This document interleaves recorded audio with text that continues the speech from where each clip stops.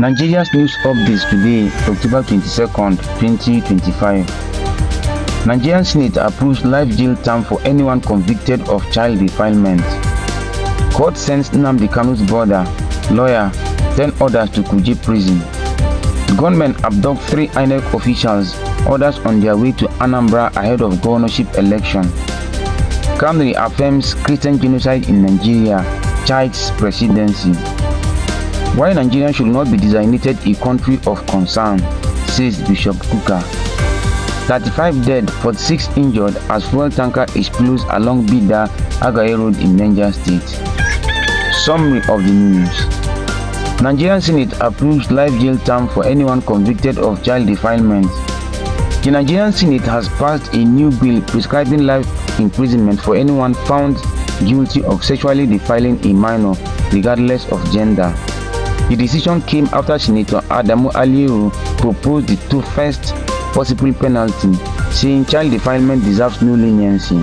Senate President Godswill Akpabio supported the move, stressing that both men and women must face equal punishment. An earlier proposal by Senator Adams Oshomole suggested a 20-year jail term, but lawmakers unanimously rejected it as too soft. With this new resolution, the Senate is sending a strong message. Sexual abuse of minors will now attract life imprisonment in Nigeria.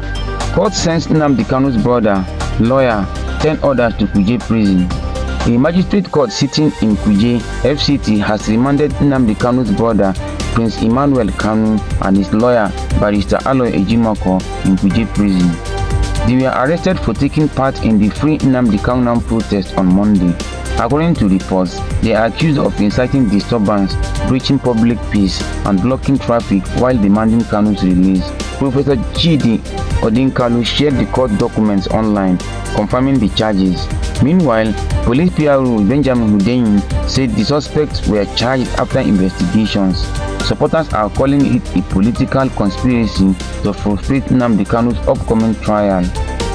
Gunmen abduct 3 INEC officials, others on their way to Anambra ahead of governorship election. Gunmen suspected to be kidnappers have abducted 6 passengers, including 3 INEC officials, on their way to Anambra State for the upcoming November 8 governorship election. The victims, Chinenye Oji, Adamaka Annie, and Catherine Temaugi, were ambushed at Aloma, Kogi State, while traveling from Abuja to Oka. Their vehicle was attacked, bullets shattered the windscreen, and all passengers were taken into the bush. Only the driver and an elderly woman were freed after the kidnappers realized she couldn't walk properly. As of now, no ransom demand has been made, and police investigations are ongoing. Kanu reaffirms Christian genocide in Nigeria, chides Presidency.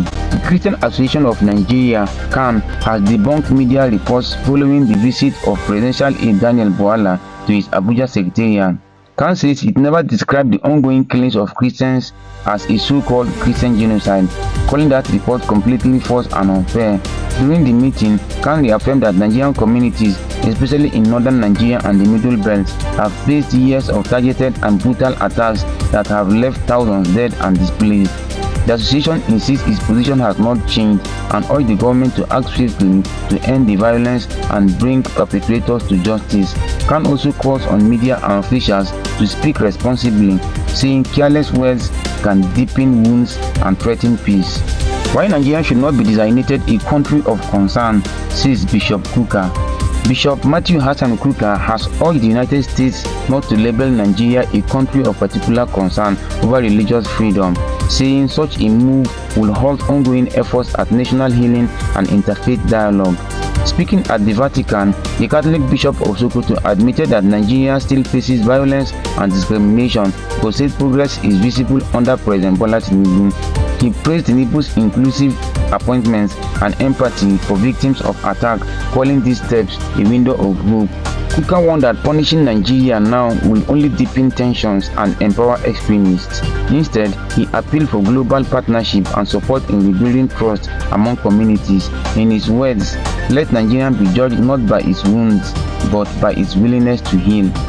35 dead, 46 injured as fuel tanker explodes along Bida Agaye Road in Niger State. At least 35 people have died and 46 others injured after a fuel tanker exploded in Kacha local government area. Reports say locals were scooping fuel from a fallen tanker when it burst into flames, leaving many burnt beyond recognition. Officials blame the poor state of the Bida Agaye Road, which has already seen over 30 tanker crashes this month. Authorities are urging residents, stop scooping fuel, it's not worth your life. Follow for more. October 22nd, 2025.